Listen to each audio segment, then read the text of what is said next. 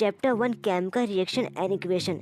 इस वीडियो में हम जानेंगे कि केमिकल रिएक्शन कितने टाइप के होते हैं और साथ में हम इसको बैलेंस भी कैसे कर सकते हैं। केमिकल रिएक्शन 5 टाइप के होते हैं। पहला कॉम्बिनेशन रिएक्शन, दूसरा डिकम्पोजिशन रिएक्शन, तीसरा डिस्प्लेसमेंट रिएक्शन, चौथा डबल डिस्प्लेसमेंट रिएक्शन और पांचवा ऑक्सीडेशन रिडक्शन रिएक्शन। ये जानने से पहले कि ये होते क्या है हमें कुछ बेसिक चीज़ें पता होना चाहिए, जैसे कि जब हम कॉपर और ऑक्सीजन को रिएक्ट करवाते हैं तो हमें कॉपर ऑक्साइड मिलता है। कॉपर को हम C लिखते हैं, ऑक्सीजन को O2 लिखते हैं और कॉपर ऑक्साइड को CO2 लिखते हैं। जो आप लेफ्ट साइड देख रहे हैं C+O2, इन्हें हम रिएक्टेंट कहते हैं और जो हमें मिलता है उसे हम प्रोडक्ट कहते हैं। जो लेफ्ट साइड होता है वो रिएक्टेंट होता है और जो राइट साइड होता है वो प्रोडक्ट होता है। हमें पता कैसे चलेगा कि केमिकल रिएक्शन हुआ है कि नहीं हुआ है? अगर उसमें स्टेट चेंज हुआ है, कलर चेंज हुआ है, टेम्परेचर चेंज हुआ है और इवोल्यूशन ऑफ गैस हुआ है, तो ये सब हम देख के बता सकते हैं कि इसमें केमिकल रिएक्शन हुआ है। For example digestion of food, खाने का पचना, रेस्पिरेशन, सांस लेना, रस्टिंग ऑफ आयरन, लोहे में जंग लग जाना, बर्निंग ऑफ मैग्नीशियम रिबन, जब हम मैग्नीशियम रिबन को बर्न करते हैं ये भी एक केमिकल रिएक्शन है। और फॉर्मेशन ऑफ कर्ड, जब हम दही को जमाते हैं ये भी एक केमिकल रिएक्शन है। केमिकल रिएक्शन बैलेंस करने से पहले हमें ये जानना जरूरी है कि हम केमिकल रिएक्शन बैलेंस क्यों करते हैं। According of conservation of mass, matter can nether be create not be destroy in a chemical reaction. Chemical reaction में ना ही हम मैटर को बना सकते हैं और ना ही मैटर को डिस्ट्रॉय कर सकते हैं। इसलिए अगर जितना रिएक्टेंट में मैटर है उतना ही हमें प्रोडक्ट में मैटर दिखाना पड़ता है। आई होप आप समझ गए होंगे। तो आइए अब केमिकल रिएक्शन को बैलेंस करना सीखते हैं। पहले तो जो हमें केमिकल रिएक्शन दिया है उसको हम एक बॉक्स में बंद कर देंगे। सेकेंड स्टेप में हम ये देखेंगे कि रिएक्टेंट और प्रोडक्ट के साइड में कितने कितने एटम हैं। जैसे कि आप देख सकते हैं कि प्रोडक्ट साइड में Fe3 है और O4 है, लेकिन रिएक्टेंट साइड में Fe बस 1 है और O भी 1 है। इस सिचुएशन में हम रिएक्टेंट साइड में भी 3 बनाएंगे Fe को और O को भी 4 बनाएंगे, जिससे कि रिएक्टेंट और प्रोडक्ट साइड दोनों इक्वल हो जाए। लेकिन रिएक्टेंट साइड में H2 4 हो गया और प्रोडक्ट साइड में H2 1 रह गया, इसलिए हम प्रोडक्ट साइड में भी H2 को 4 बनाएंगे। लेकिन याद रहे जो आप ये नंबरिंग कर रहे हैं ये बॉक्स के बाहर ही करें। अगर आप बॉक्स के अंदर करते हैं तो आपका गलत हो जाएगा। आपको हार्दिक शुभकामनाएं, आप केमिकल इक्वेशन को बैलेंस करना सीख चुके हैं। इसके बाद हम आते हैं type of chemical reaction. First, combination reaction, the reaction in which 2 और more reactant combine to form a single product, this is called combination reaction. ऐसा रिएक्शन जिसमें 2 और 2 से ज़्यादा रिएक्टेंट मिलकर एक सिंगल प्रोडक्ट बनाते हैं इसे कॉम्बिनेशन रिएक्शन कहते हैं। जैसे कार्बन प्लस ऑक्सीजन मिलकर बनाएंगे कार्बन डाइऑक्साइड और H2 प्लस O2 मिलकर बनाएंगे H2O यानी वाटर, और जैसे कैल्शियम ऑक्साइड प्लस वाटर मिलकर बनाएंगे कैल्शियम हाइड्रोक्साइड। इसी के साथ एक और छोटा रिएक्शन आता है जिसे कहते हैं एक्सोथर्मिक रिएक्शन। अब ये एक्सोथर्मिक रिएक्शन क्या है? Reaction in which heat is release along with formation of product is called exothermic reaction. ऐसा रिएक्शन जिसमें हीट रिलीज होता है प्रोडक्ट के साथ, इसे एक्सोथर्मिक रिएक्शन कहते हैं। For example burning of natural gas, इसका केमिकल इक्वेशन होगा CH4 यानी मीथेन प्लस O2 ऑक्सीजन। तब मीथेन ऑक्सीजन को रिएक्ट करवाते हैं तो हमें कार्बन डाइऑक्साइड और वाटर साथ में हीट देखने को मिलता है। और जब हम रेस्पिरेशन करते हैं यानी जब हम सांस लेते हैं ये भी एक एक्सोथर्मिक रिएक्शन है। अब सेकंड आता है decomposition reaction, the reaction in which a compound split into 2 और more simple substance is called decomposition reaction. ऐसा रिएक्शन जिसमें कंपाउंड ब्रेक डाउन होते हैं 2 और मोर सब्सटेंस में, यानी 2 और 2 से ज़्यादा सब्सटेंस में, इसे डिकम्पोजिशन रिएक्शन कहते हैं। पहला है थर्मल डिकम्पोजिशन रिएक्शन। अब ये ऐसा रिएक्शन है जिसमें हम हीट की मदद से हम इसको ब्रेक डाउन करते हैं मेनी प्रोडक्ट में। फॉर एग्जांपल हम कैल्शियम कार्बोनेट को हीट करते हैं तो कैल्शियम ऑक्साइड प्लस CO2 में टूटता है। सेकंड आता है इलेक्ट्रोलाइटिक डिकम्पोजिशन। एक ऐसा रिएक्शन है जिसमें हम रिएक्टेंट को इलेक्ट्रिसिटी देते हैं और मैनी प्रोडक्ट में ब्रेक डाउन हो जाता है। जैसे कि तब हम वाटर को इलेक्ट्रिसिटी देते हैं तो ये H2 यानी हाइड्रोजन और ऑक्सीजन में डिवाइड हो जाता है। थर्ड आता है फोटोलाइटिक डिकम्पोजिशन।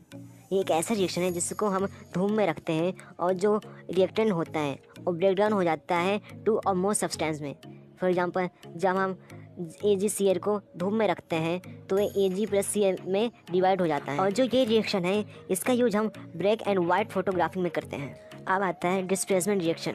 एक ऐसा रिएक्शन है जिसमें ज़्यादा रिएक्टिव एलिमेंट्स एक कम रिएक्टिव एलिमेंट को हटा देता है। फॉर एग्जांपल जब हम आयरन और प्लस कॉपर सल्फर को रिएक्ट करवाते हैं तो आयरन क्या करता है, कॉपर को हटा देता है और सल्फर के साथ बैठ जाता है, तो हमें क्या मिलता है FeSO4 + CO। अब चौथा आता है double displacement reaction.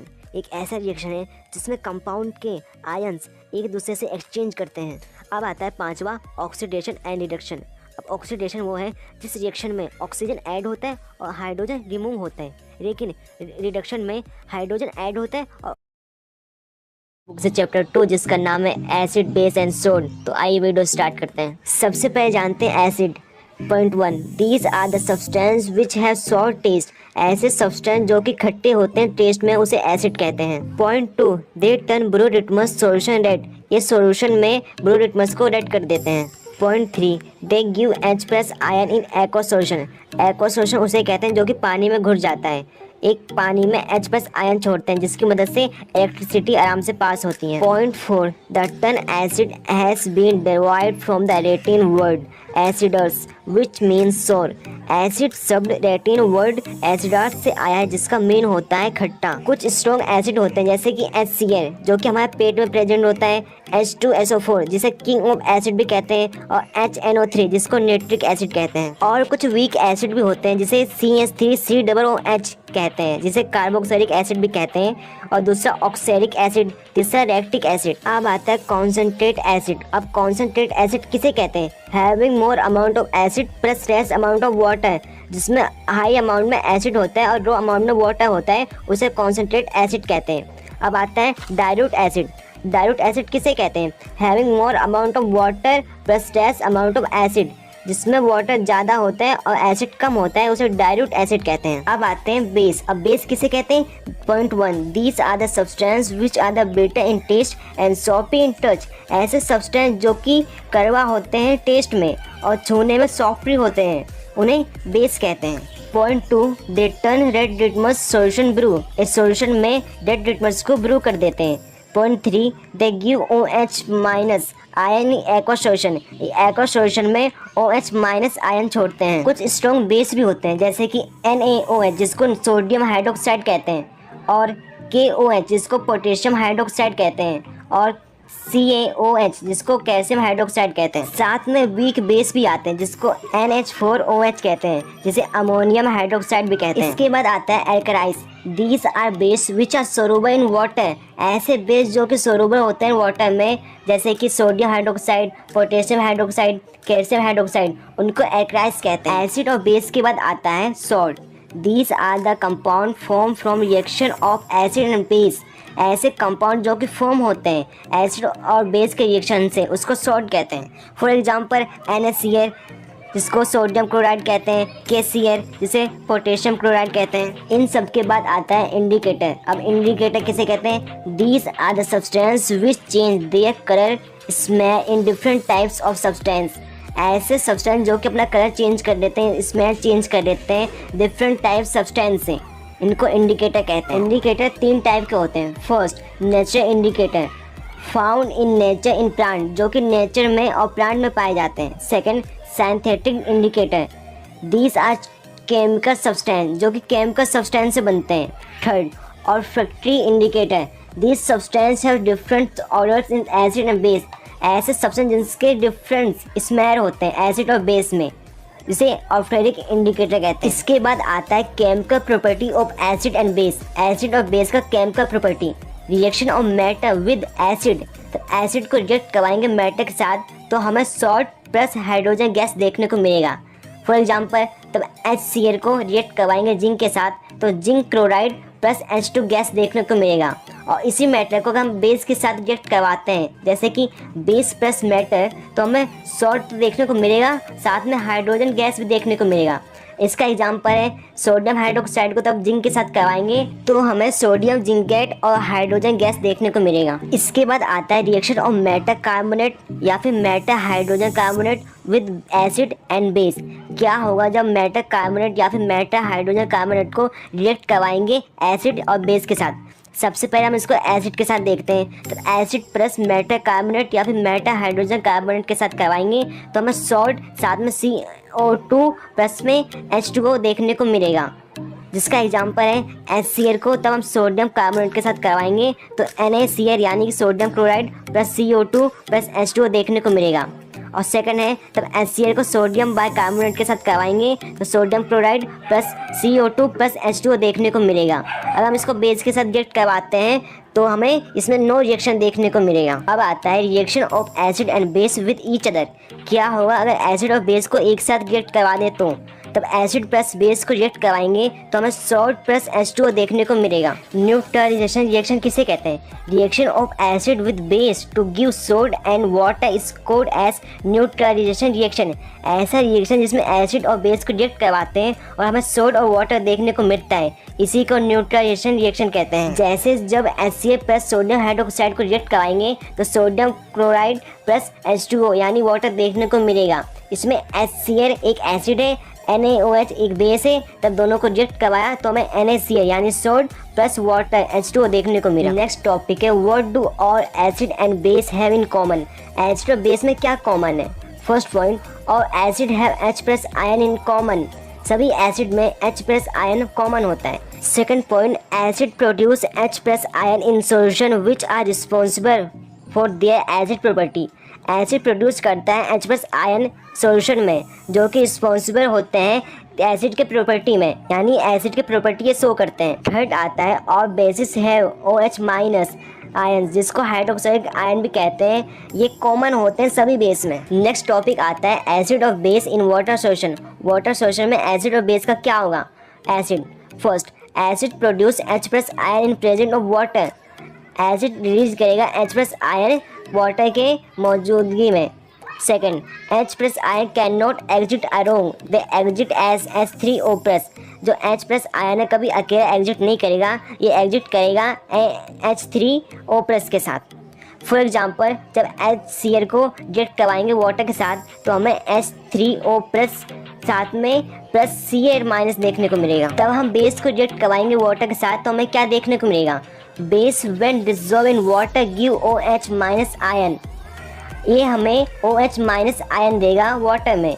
For example जब सोडियम हाइड्रोक्साइड को रिएक्ट करवाएंगे वाटर के साथ तो हमें ये देगा Na प्लस प्लस में OH माइनस। जो बेस सोलुबल होते हैं वाटर में उसको हम एल्काइल कहते हैं। हमें रिकमेंड किया जाता है कि एसिड में वाटर को ना डालें, हम वाटर में एसिड को डालें। ऐसा क्यों? अगर एसिड में वाटर को डालेंगे तो ये एक्सोथर्मिक रिएक्शन करेगा जिसकी वजह से हाई अमाउंट में क्या करेगा? हीट को रिलीज करेगा जिसकी वजह से हमारा हाथ जल सकता है। लेकिन तब वाटर में एसिड को नहाएंगे तो इससे क्या होगा? जो एसिड का अमाउंट है वो धीरे धीरे डिक्रीज हो जाएगा, कम हो जाएगा, जिसकी वजह से क्या होगा? इसमें कोई रिएक्शन नहीं होगा, जिसकी वजह से इसमें एक्सोथर्मिक रिएक्शन होगा ही नहीं और क्या होगा? हमारा हाथ बच जाएगा। नेक्स्ट आता है strength of acid and base.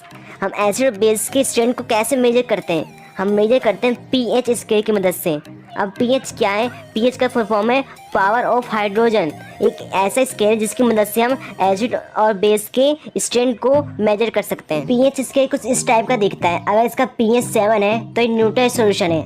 अगर इसका pH 7 से कम है तो एक एसिडिक सॉल्यूशन है। अगर इसका pH 7 से ज़्यादा है तो एक बेसिक सॉल्यूशन है। इसका जितना pH 1-2 के पास होगा वह उतना ही एसिडिक सॉल्यूशन होगा और जिसका pH अगर 13-14 के पास होगा वह उतना ही स्ट्रॉन्ग बेसिक सॉल्यूशन होगा। नेक्स्ट टॉपिक है importance of pH in everyday life. First है plant and animal are pH sensitivity. Plant और एनिमल का pH सेंसिटिविटी होता है। Second, pH of the soil, मिट्टी का भी pH होता है। थर्ड है pH in our digestive system, हमारे डाइजेस्टिव सिस्टम में pH है। फोर्थ है pH change as course of tooth के, हमारे टूथ के का भी pH होता है। और फिफ्थ है self defence bye animal and plant thought chemical verbs. Plant animal अपने सेल्फ डिफेंस के लिए भी pH का यूज करते हैं। इस चैप्टर का मोस्ट इंपॉर्टेंट टॉपिक है chemical from common source NaCl।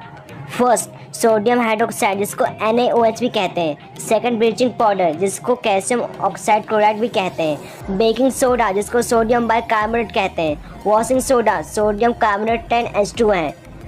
Plaster of Paris जिसको कैल्शियम सल्फर 1/2 H2O भी कहते हैं। पहले पढ़ते हैं सोडियम हाइड्रोक्साइड के बारे में। When electricity is passed through an aqueous solution of NaCl, it decompose to form NaOH। जब इलेक्ट्रिसिटी पास करते हैं NaCl के एक्वा सॉल्यूशन में तो डिकम्पोज हो जाता है NaOH में, यानी सोडियम हाइड्रोक्साइड में। अब सोडियम हाइड्रोक्साइड बनता कैसे है? तब NaCl में रिएक्ट करवाते हैं H2O को, तब हमें sodium hydroxide plus Ca2 plus H2 देखने को मिलता है। इसी रिएक्शन से हमें सोडियम हाइड्रोक्साइड मिल जाता है। इसके यूजेस हैं, first H2 fuel manganese, second Ca2 water treatment PVC या फिर CFC, third HCl cleaning steel medicine, fourth है NaOH degreasing matter soap and paper making. Second आता है ब्लीचिंग पाउडर, जिसे कैल्शियम ऑक्साइड क्लोराइड भी कहते हैं। It is produce the reaction of chloride on dry slaked lime. ये produce होता है ड्राई क्लोराइड और स्टेक्ड लाइन के रिएक्शन से। देखिए कैसे, तब Ca2 को रिएक्ट करवाते हैं कैल्शियम हाइड्रोक्साइड के साथ तो हमें ब्लीचिंग पाउडर साथ में वाटर देखने को मिल जाएगा। इसके यूजेस क्या हैं? A bleaching cotton and dyeing in textile industry, B bleaching wood pulp in paper factories, C oxidising agent in chemical industry, D diffusing drinking water. इसके बाद थर्ड मोस्ट इम्पोर्टेंट आता है बेकिंग सोडा, जिसे sodium hydrogen carbonate भी कहते हैं। इसका chemical formula है NaSCO3। इसका यूज हम कॉमनली अपने किचन में करते हैं। इसको तो हम हीट करेंगे तो सोडियम कार्बोनेट प्लस H2 और साथ में कार्बन डाइऑक्साइड में टूटेगा। इसका यूज बेकिंग पाउडर बनाने में होता है, जो कि मिक्सचर होता है baking soda and tartaric acid का। तब बेकिंग पाउडर को हीट करते हैं, ये मिक्स हो जाता है वाटर के साथ और CO2 को प्रोड्यूस करता है, जिसकी वजह से ये जो केक होता है या फिर जो खाना होता है स्पंजी या फिर क्या होता है सॉफ्ट बन जाता है। और फोर्थ आता है वॉशिंग सोडा, जिसका केमिकल नेम है सोडियम कार्बोनेट 0.10 H2O, जिसको बनाने के लिए सोडियम कार्बोनेट को रिएक्ट करवाना होता है 10 H2O के साथ। उसके बाद बन जाएगा सोडियम कार्बोनेट 10 H2O। इसका यूज होता है in glass soap and paper industry, B manufacture of borax, C cleaning agent of domestic purpose, D for removing permanent hardness of water. Fifth आता है प्लास्टर ऑफ पेरिस, जिसे calcium sulphate hemihydrate भी कहते हैं, जिसका chemical formula होता है calcium sulphur 1/2 H2O। तब हम जिप्सम को हीट करते हैं, तब ये क्या करता है वाटर मॉलिक्यूल्स को रोज कर देते हैं और बन जाता है प्लास्टर ऑफ पेरिस। ये व्हाइट पाउडर होता है। अब इसमें फिर से वाटर को ऐड करेंगे तो क्या होगा, फिर से चेंज हो जाएगा जिप्सम में। इसका फॉर्मूला है जब कैल्शियम सल्फर 1/2 H2O को रिएक्ट करवाएंगे 1/2 H2O के साथ तो कैल्शियम सल्फर 2 H2O मिल जाएगा। इसका यूज डॉक्टर करते हैं टूटी हड्डियों को सपोर्ट देने के लिए, और इसका यूज होता है खिलौने बनाने में और साथ में सरफेस को स्मूथ बनाने में भी इसका यूज होता है। लास्ट आता है वाटर ऑफ क्रिस्टलाइजेशन। ये एक फिक्स नंबर होता है वाटर मॉलिक्यूल्स का, जो कि प्रेजेंट होता है एक ही फॉर्मूले में। For example copper sulphur 0.5 H2O। इसमें 5 फिक्स। चैप्टर 3, जिसका नाम है मैटर नॉन मैटर। जैसे हमें चैप्टर के नाम से पता चल रहा है कि इस चैप्टर में हम मैटर और नॉन मैटर के बारे में पढ़ेंगे, तो आइए पहले जानते हैं मैटर किसे कहते हैं। आपके बुक में इसकी 7 प्रॉपर्टी दी गई है, तो आइए जानते हैं। फर्स्ट प्रॉपर्टी आती है मैटेरिक टेक्सचर। ये क्या है? Matter in their pure state have a shining surface. This property is called metallic texture. जो मैटर प्योर स्टेट में पाए जाते हैं और उनका सरफेस शाइन करता है, इसी प्रॉपर्टी को मैटेरिक टेक्सचर कहते हैं। सेकंड आता है मैटर जनरली हार्ड। मैटर क्या होते हैं? हार्ड होते हैं। थर्ड प्रॉपर्टी आता है malleability. Some matter can be broken into thin sheet. This property is called malleability. कुछ मैटर को हम पीट कर पतले शीट में कन्वर्ट कर देते हैं, इसी प्रॉपर्टी को मैलेबिलिटी कहते हैं। सिल्वर और गोल्ड मोस्ट मैलेबल मैटर है। फोर्थ आता है ductility. The ability of matter to be draw into thick wire is called ductility. Matter को क्या करते हैं? कन्वर्ट कर देते हैं थिक वायर में, इसी प्रॉपर्टी को डक्टिलिटी कहते हैं। Gold is the most ductile matter, क्योंकि आप 1 ग्राम सोने से 2 किलोमीटर लंबा एक वायर बना सकते हैं। पांचवा है matter are good conductor of heat and have high melting point. Matter क्या होता है? गुड कंडक्टर ऑफ हीट होते हैं और साथ में इनका मेल्टिंग पॉइंट भी हाई होता है। छठवा आता है matters are good conductor of electricity. जो मैटर होते हैं गुड कंडक्टर होते हैं इलेक्ट्रिसिटी के। सातवां है sonorous. The matter that produce a sound on striking a hard surface are said to sonorous। Matter की वो प्रॉपर्टी जिसमें मैटर को मारने पे वो टन का आवाज प्रोड्यूस करता है, इसी प्रॉपर्टी को सोनोरस कहते हैं। तब आपकी स्कूल की घंटी बजती है तो आपको कुछ इस टाइप का आवाज सुनाई देता है, मैटर की इसी प्रॉपर्टी को सोनोरस कहते हैं। इसके बाद आता है नॉन मैटर। आइए अब नॉन मैटर के बारे में जानते हैं। फर्स्ट एग्जिट इन और 3 स्टेट। Liquid, gas, solid. एक क्या करता है, पाया जाता है लिक्विड, गैस और सॉलिड तीनों स्टेट में। सेकंड आता है नॉन डक्टाइल एंड नॉन मेरेबल, मतलब इसको ना ही हम वायर में कन्वर्ट कर सकते हैं और ना ही थिन सीड में कन्वर्ट कर सकते हैं। थर्ड आता है non sonorous and non ruptures except iodine and graphite. Iodine और ग्रेफाइट को छोड़ के ना ही कोई नॉन मैटर सोनरस होते हैं और ना ही कोई नॉन मैटर रप्चर्स होते हैं। फोर्थ आता है have melting point accept diamond, मतलब कि डायमंड को छोड़ के बाकी जो नॉन मैटर होते हैं उनका जो मेल्टिंग पॉइंट होता है वो होता है। फिफ्थ आता है poor conductor of electricity except graphite, मतलब ग्रेफाइट को छोड़ के जो बाकी नॉन मैटर होते हैं वो क्या होते हैं, पुअर कंडक्टर होते हैं इलेक्ट्रिसिटी और हीट का। छठवां आता है लो डेंसिटी, इनका जो डेंसिटी होता है नॉन मैटर का ये कम होता है। सातवां आता है oxide of non matter are generally acidic in nature, जो नॉन मैटर के ऑक्साइड होते हैं नेचर में एसिडिक होते हैं। आइए अब जानते हैं except first all metals except mercury exist as solid at room temperature. Room temperature में मरकरी को छोड़ के बाकी जो मैटर होते हैं और सॉलिड में एग्जिट करते हैं। सेकंड आता है iodine is non matter but it is texture, iodine non matter है बट ये साइन करता है। थर्ड आता है carbon is non matter that can exit in different form, each form is called autotrophs. Diamond anisotropes of carbon is the hardest natural substance no and has a very high melting and bonding point. Graphite another isotopes of carbon is the conduct of electricity. Carbon क्या non matter है, ये different form में exit करता है, इसी form को autotrophs कहते हैं। जो कि डायमंड होता है वो कार्बन से मिलकर बना होता है, जो कि सबसे मजबूत सब्सटेंस है। इसके जो मेल्टिंग एंड बॉन्डिंग पॉइंट है बहुत ज्यादा हाई है। और जो ग्रेफाइट वो भी क्या करता है, कार्बन से मिलकर बना है, जो कि गुड कंडक्टर ऑफ इलेक्ट्रिसिटी है। फोर्थ आता है sodium potassium lithium are so soft that they can be cut with a knife, they have low density and low melting point. Sodium potassium lithium इनकी जो डेंसिटी है और melting point है बहुत कम है, जिसकी वजह से बहुत ज्यादा सॉफ्ट है, जिसकी वजह से इसको हम चक्कू से भी काट सकते हैं। बोर्ड एग्जाम में क्वेश्चन आया था कि ऐसा कौन सा मैटर है जिसको हम चक्कू से काट सकते हैं, तो इसलिए आपको इसका नाम याद रखना है। नेक्स्ट टॉपिक आता है what happen when matter are burn in air. जब भी आपको बर्न इन एयर देखने को मिले तो आप समझ जाना कि ऑक्सीजन की बात हो रही है। तो मैटर प्लस ऑक्सीजन मिलकर बनेंगे मेटल ऑक्साइड, जैसे कॉपर प्लस ऑक्सीजन मिलकर बनेगा कॉपर ऑक्साइड और एल्यूमिनियम प्लस ऑक्सीजन मिलकर बनेगा एल्यूमिनियम ऑक्साइड। अब हम जानते हैं एम्फोटेरिक ऑक्साइड किसे कहते हैं। These are metal oxide which react with both acid and base. ऐसे मेटल ऑक्साइड जो कि एसिड बेस दोनों के साथ रिएक्ट करते हैं, ऐसे ऑक्साइड को एम्फोटेरिक ऑक्साइड कहते हैं, जैसे zinc oxide, aluminium oxide. Exam में क्वेश्चन पूछा गया था कि सोडियम पोटेशियम को केरोसिन ऑयल में क्यों रखते हैं। इसका आंसर ये होगा कि सोडियम पोटेशियम क्या होते हैं, मोर रिएक्टिव मैटर होते हैं, जो कि रिएक्ट करते हैं बहुत जल्दी ऑक्सीजन के साथ और फायर कैच कर लेते हैं। इसी वजह से हम सोडियम पोटेशियम को केरोसिन ऑयल में रखते हैं। इसके बाद हमारा नेक्स्ट टॉपिक आता है what happen when matter react with water. Reaction with water, matter react with water differently, not all matter react with water. जो मैटर होता है वाटर के साथ डिफरेंट तरीके से रिएक्ट करता है, लेकिन जो सभी मैटर होते हैं वाटर के साथ रिएक्ट नहीं करते हैं। कोल्ड वाटर के साथ सोडियम पोटेशियम कैल्शियम रिएक्ट करते हैं और हॉट वाटर के साथ मैग्नीशियम रिएक्ट करता है और स्टीम वाटर के साथ एल्यूमिनियम और आयरन रिएक्ट करता है। आपको ये याद रखना है कि कौन सा मैटर किस वाटर के साथ रिएक्ट करता है। जैसे कि आप देख सकते हैं पोटेशियम प्लस वाटर मिलकर बनेगा potassium hydroxide plus hydrogen gas, और मैग्नीशियम प्लस वाटर मिलकर बनेगा मैग्नीशियम हाइड्रोक्साइड प्लस H2। उसके बाद एल्यूमिनियम प्लस वाटर मिलकर बनेगा एल्यूमिनियम ऑक्साइड और H2। के बाद आता है reaction with dilute acid. Most metals react with dilute HCl and dilute H2SO4 to form salt and hydrogen gas. Most metal react करते हैं dilute HCl and dilute H2SO4 के साथ, उसके बाद फॉर्म करते हैं salt and hydrogen gas. Metal plus dilute acid देंगे salt plus hydrogen gas. For example magnesium plus HCl देंगे मैग्नीशियम क्लोराइड प्लस H2। फिर आता है aqua regia. It is mixture of concentrate HCl and concentrate HNO3 जिसे nitric acid कहते हैं in 3:1।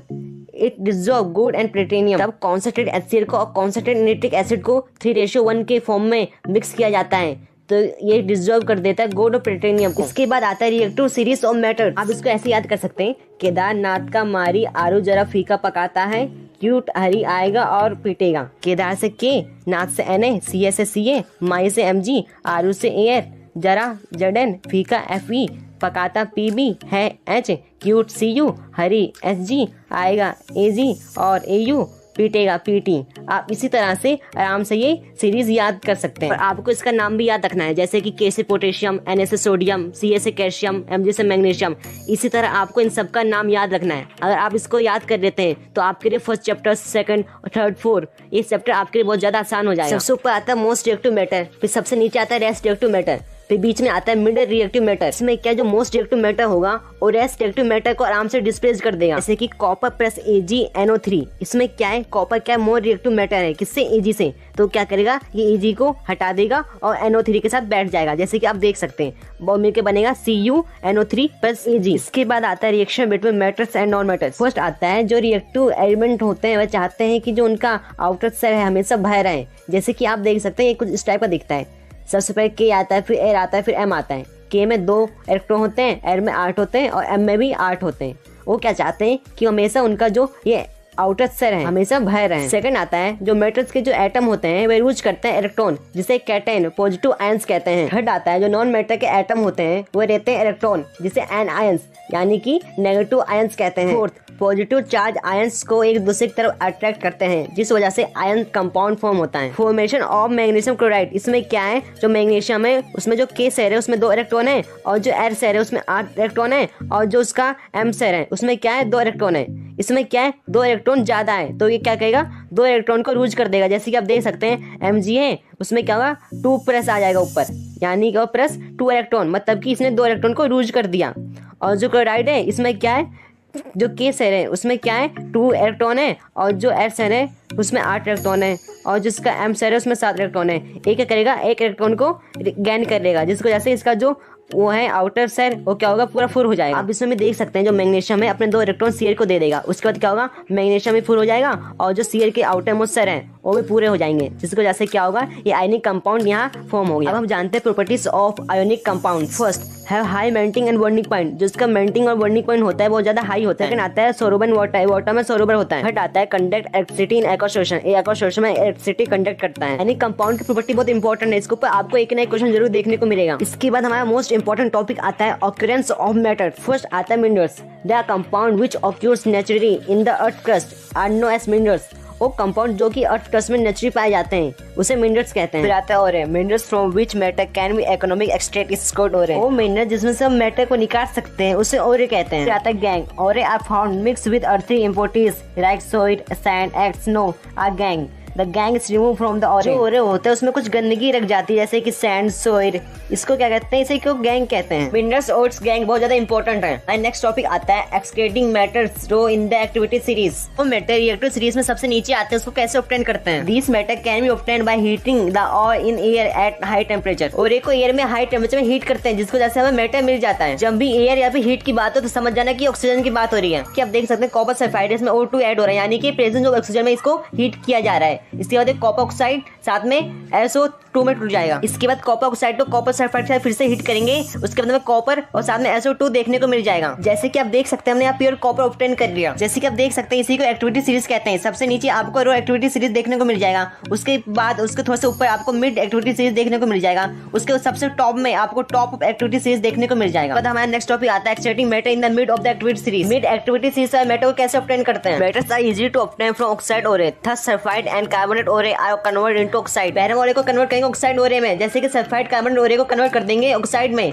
उसके बाद हम आराम से प्योर मैटर को ऑब्टेन कर सकते हैं। इसके भी 2 तरीके, पहले रोस्टिंग, दूसरा कैकिनेशन। आई जानते हैं रोस्टिंग, मैटर ओरे heat storing in excess of air. जब मैटर ओरे को स्टोरिंग हीट करते हैं एक्सेस ऑफ एयर में, इसी को रोस्टिंग कहते हैं। अब आता है कैकिनेशन, मैटर ओरे heat storing in limited supply of air. Matter ओरे को हीट करते हैं storing but limited supply of air, इसी को कैकिनेशन कहते हैं। जैसे कि आप देख सकते हैं दोनों तरीके से जिंक सल्फाइड या जिंक कार्बोनेट को जिंक ऑक्साइड में हम चेंज कर सकते हैं। जिंक ऑक्साइड मिलने के बाद इसको हम 2 तरीके से फिर से प्योर मैटर में कन्वर्ट कर सकते हैं। फर्स्ट आता है using coke as reducing agent. जैसे कि आप देख सकते हैं जब जिंक ऑक्साइड को कार्बन से हीट करेंगे तो जिंक प्लस CO2 में टूट जाएगा। दूसरा तरीका आता है यूजिंग डिस्प्लेसमेंट रिएक्शन। इसमें क्या होता है जो कंपाउंड के आयन होते हैं एक दूसरे से चेंज होते हैं, जैसे कि आप इसमें देख सकते हैं। इसके बाद आता है extracting matter at the top of activity series. जो एक्टिविटी सीरीज के टॉप में आते हैं उससे प्योर मैटर लेने के लिए हमें उसमें इलेक्ट्रिसिटी पास करवानी पड़ती है। जैसे कि आप देख सकते हैं जब NaCl में इलेक्ट्रिसिटी पास करेंगे तो Na+ और साथ में Cl- में टूट जाएगा। Na+ में जब 1 इलेक्ट्रॉन दे देंगे तो Na बन जाएगा और Cl में जब 1 इलेक्ट्रॉन दे देंगे तो Cl बन जाएगा। इसके बाद आता है रिफाइनिंग ऑफ मेटल्स। इसका यूज भी हम प्योर मेटल ऑब्टेन करने के लिए करते हैं। ये जो देखने से एनोडे कहते हैं, इसमें इम्प्योर कॉपर है और इसे कहते हैं कैथोडे। इसमें क्या प्योर कॉपर है। जो एक्वा सॉल्यूशन है ये एसिडिफाइड कॉपर सल्फेट सॉल्यूशन है। आप जो नीचे देखने से एनोडे मड कहते हैं, ये एनोडे का गंदगी है। कैथोडे और एनोडे एक बैटरी के साथ कनेक्ट है, तो हम इसमें इलेक्ट्रिसिटी पास करवाते हैं तो एनोडे से क्या होता है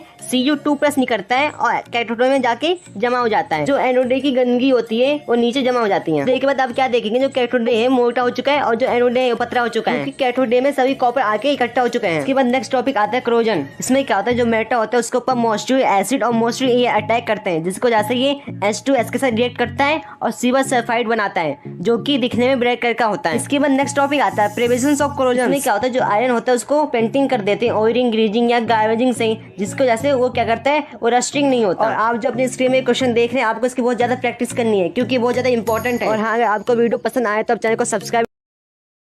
चैप्टर 4 जिसका नाम है कार्बन एंड कंपाउंड। तो आइए बिना टाइम वेस्ट कर वीडियो स्टार्ट करते हैं। पहले जानते हैं कार्बन के बारे में। कार्बन एक वर्सटाइल एलिमेंट है। ये हमारे अर्थ क्रस्ट में 0.02% पाया जाता है, जो कि मिनरल्स के रूप में होता है, और एटमॉस्फेयर में 0.03% पाया जाता है, जो कि कार्बन डाइऑक्साइड के रूप में मौजूद होता है। जो कार्बन है उसका एटॉमिक नंबर 6 है। इसका तो इलेक्ट्रॉनिक कॉन्फ़िगरेशन है 2,4 है। ये अपने आउटर मोस्ट शेल को भरने के लिए 4 इलेक्ट्रॉन गेन कर सकता है या फिर यूज कर सकता है, बट ये ना गेन करता है ना यूज करता है। गेन इसलिए नहीं करता क्योंकि इसके न्यूक्लियस के लिए 4 एक्स्ट्रा इलेक्ट्रॉन होल्ड करना बहुत ज्यादा डिफिकल्ट है, और साथ में इस प्रोसेस में हाई एनर्जी इन्वॉल्व होता है। और रोज इसलिए नहीं करता क्योंकि इस प्रोसेस में भी इसे हाई अमाउंट में एनर्जी चाहिए। इस सिचुएशन में कार्बन क्या करता है कि अपने 4 इलेक्ट्रॉन दूसरे एटम के साथ शेयर करता है, और हाँ, दूसरे एटम भी अपने इलेक्ट्रॉन एक दूसरे के साथ शेयर करते हैं। जैसे कि आप देख सकते हैं, ये हाइड्रोजन एटम्स हैं, इनके पास 1 इलेक्ट्रॉन है। अब क्या करेंगे, ये एक दूसरे के साथ अपना एक इलेक्ट्रॉन शेयर करेंगे। जब भी कोई एटम 1 इलेक्ट्रॉन शेयर करेगा तो इसको सिंगल बॉन्ड कहेंगे। अब आप इसको देखिए, ये ऑक्सीजन के 2 एटम है, ये क्या करेंगे, एक दूसरे के साथ 2 इलेक्ट्रॉन शेयर करेंगे, जिस वजह से डबल बॉन्ड बन गया। इसके बाद अब इसको देखिए, ये नाइट्रोजन के एटम है, ये क्या करेंगे, 3 इलेक्ट्रॉन एक दूसरे के साथ शेयर करेंगे, जिसकी वजह से यहाँ ट्रिपल बॉन्ड बन गया। आप जानते हैं कोवेलेंट बॉन्ड किसे कहते हैं, जब 2 एटम अपना इलेक्ट्रॉन एक दूसरे के साथ शेयर करते हैं और बॉन्ड बनता है, इसी बॉन्ड को कोवेलेंट बॉन्ड कहते हैं। आप जानते हैं कैटनेशन किसे कहते हैं, जब कार्बन दूसरे कार्बन के साथ लिंक होकर एक लॉन्ग चेन बनाता है, इसी को कैटनेशन कहते हैं। टेट्रावैलेंसी उसे कहते हैं जिसमें कार्बन दूसरे एटम जैसे कि ऑक्सीजन, नाइट्रोजन, हाइड्रोजन के साथ बॉन्ड बनाता है, इसी को टेट्रावैलेंसी कहते हैं। अब जानते हैं saturated and unsaturated carbon compounds के बारे में। सैचुरेटेड कार्बन कंपाउंड उसे कहते हैं जिसमें सिंगल बॉन्ड बनता है। अब पता कैसे करेंगे कि ये कंपाउंड सैचुरेटेड है कि नहीं है। अगर वो अल्केन है, यानी कि इसका फॉर्मूला CnH2n+2 है, उसे सैचुरेटेड कार्बन कंपाउंड्स कहते हैं। और अनसैचुरेटेड कार्बन कंपाउंड उसे कहते हैं जिसमें डबल या ट्रिपल बॉन्ड बनता है। अगर डबल बॉन्ड बनेगा तो उसे एल्कीन कहेंगे, जिसका फॉर्मूला CnH2n होगा। अगर ट्रिपल बॉन्ड बनेगा उसे अल्केन कहेंगे, जिसका फॉर्मूला CnH2n-2 है। अब सीखते हैं सैचुरेटेड कार्बन कंपाउंड्स के इलेक्ट्रॉन डॉट स्ट्रक्चर बनाना, जो कि इथेन है, जिसका फॉर्मूला C2H6 है। इसमें हमें कार्बन 2 देखने को मिल रहा है, तो हम 2 कार्बन बनाएंगे और सब में 4 इलेक्ट्रॉन दे देंगे। और हाइड्रोजन 6 देखने को मिल रहा है, हाइड्रोजन 6 बनाएंगे और सब में एक इलेक्ट्रॉन दे देंगे। अब दोनों कार्बन अपना एक इलेक्ट्रॉन एक दूसरे के साथ शेयर करेंगे और बाकी के बचे 3 इलेक्ट्रॉन 3 हाइड्रोजन के साथ शेयर करेंगे। आइए अब सीखते हैं नेम, फॉर्मूला और साथ में स्ट्रक्चर बनाना। जैसे कि आप देख सकते हैं, मीथ, ईथ, क्रॉप, बूट, पेंट। आपको इसको सीरियल वाइज याद करना है। अगर आप इसके लास्ट में ANE लगा देते हैं तो क्या होगा, ये सैचुरेटेड कार्बन कंपाउंड बन जाएगा, जो कि सिंगल बॉन्ड है।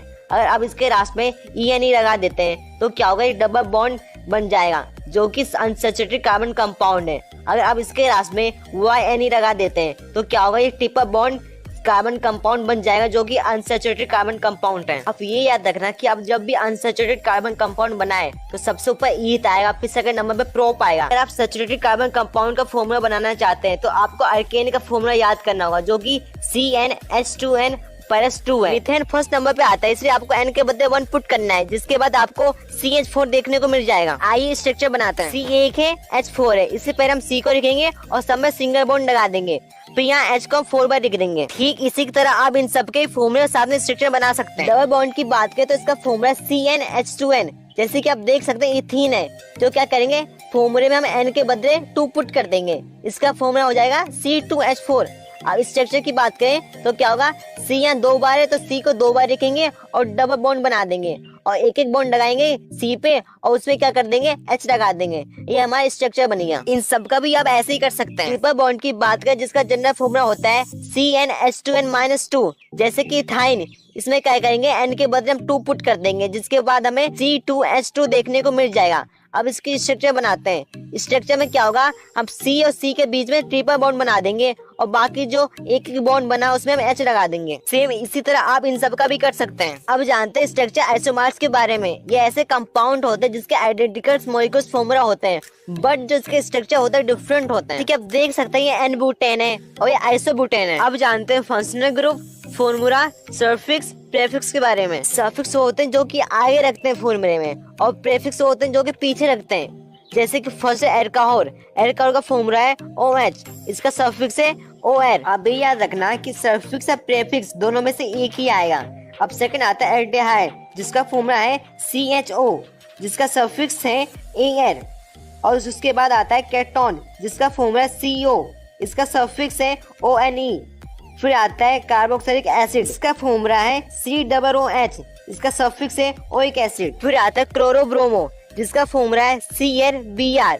ये है प्रीफिक्स जिसे कहते हैं क्लोरो और ब्रोमो, ये आगे रखते हैं जैसे कि क्लोरोप्रोपेन, ब्रोमोप्रोपेन। अब जानते हैं होमोलोगस सीरीज, ये ऐसे कंपाउंड होते हैं जो कि सेम फंक्शन ग्रुप के होते हैं और सब्स्टिट्यूट करते हैं हाइड्रोजन को कार्बन चेन में, और इनका सक्सेस मेंबर्स डिफरेंस होता है CH2 यूनिट या फिर 14 यूनिट्स ऑफ मास। इसका जो केमिकल प्रॉपर्टी होता है इम्पोर्ट होता है फंक्शन ग्रुप के, और जो सभी मेंबर्स होते हैं सिमिलर केमिकल प्रॉपर्टी के होते हैं, बट जो इसका मेंबर होते हैं डिफरेंट फिजिकल प्रॉपर्टी के होते हैं। और हाँ, अगर हम इसका मॉलिक्यूल्स मास इंक्रीज करेंगे तो इसके साथ मेल्टिंग पॉइंट और बॉन्डिंग पॉइंट भी इसका इंक्रीज हो जाएगा। अब टॉपिक आता है chemical properties of carbon compound. First आता है कंबक्शन। ये ऐसे कार्बन के कंपाउंड होते हैं जो कि एयर में बर्न करते हैं और प्रोड्यूस करते हैं कार्बन डाइऑक्साइड और वाटर, और साथ में रिलीज करते हैं हीट और राइट एनर्जी। सेकंड आता है कि अगर सैचुरेटेड हाइड्रोकार्बन को बर्न करते हैं एयर में तो ये ब्लू फ्लेम से जलेगा, अगर इसमें गुड सप्लाई ऑफ एयर हो तो, और अगर इसमें लिमिट सप्लाई ऑफ एयर हो तो ये येलो फ्लेम से जलेगा। सेकंड आता है ऑक्सीडेशन। इसमें क्या होता है, अल्कोहल को कन्वर्ट कर देते हैं कार्बोक्सिलिक एसिड में बाय यूजिंग ऑक्सीडाइजिंग, जैसे कि अल्कलाइन पोटेशियम परमैंगनेट और एसिडिफाई पोटेशियम डिक्रोमेट। इसका केमिकल रिएक्शन आप देख सकते हैं CH3CH2OH यानी कि अल्कोहल प्लस O यानी कि देख सकते हैं एसिडिफाइड K2Cr2O7। उसके नीचे आएगा अल्कलाइन KMnO4 प्लस हीट, उसके बाद बन जाएगा कार्बोक्सिलिक एसिड, इसका फॉर्मूला है CH3COOH प्लस H2O। अब थर्ड आता है एडिशन रिएक्शन। इसमें क्या होता है कि जब हाइड्रोजन को ऐड करते हैं अनसैचुरेटेड हाइड्रोकार्बन में, जिसमें रिएक्ट करता है डबल या ट्रिपल बॉन्ड के साथ, प्रेजेंस ऑफ निकल प्लेटिनियम या फिर प्लेटिनियम एस कैटरेस। इसी प्रोसेस को हाइड्रोजनेशन कहते हैं। इसी प्रोसेस से वेजिटेबल ऑयल को कन्वर्ट कर देते हैं वेजिटेबल घी में, जैसे कि आप देख सकते हैं कि यहाँ अनसैचुरेटेड हाइड्रोकार्बन है, फिर को कन्वर्ट कर देंगे सैचुरेटेड हाइड्रोकार्बन में। सैचुरेटेड फैटी एसिड हमारे लिए हार्मफुल होता है, बट जो अनसैचुरेटेड फैटी एसिड होता है और यूजफुल होता है, इसको हम यूज करते हैं कुकिंग में। फोर्थ आता है सब्स्टिट्यूशन रिएक्शन। सैचुरेटेड हाइड्रोकार्बन में जो हाइड्रोजन अटैच होते हैं कार्बन के साथ और रिप्लेस कर देते हैं दूसरे एटम को। अगर ग्रुप में है तो प्रेजेंस ऑफ लाइट और हीट की मदद से उसे रिप्लेस कर देंगे। आप इसका रिएक्शन देख सकते हैं कि CH4 है प्लस CH2 है, फिर लाइट की मदद से Cl3Cl प्लस HCl बन जाएगा। इसके बाद आता है important carbon compounds ethanol and ethanoic acid. पहले जानते हैं इथेनॉल के बारे में। इसकी जो मेल्टिंग पॉइंट होता है 156 K होता है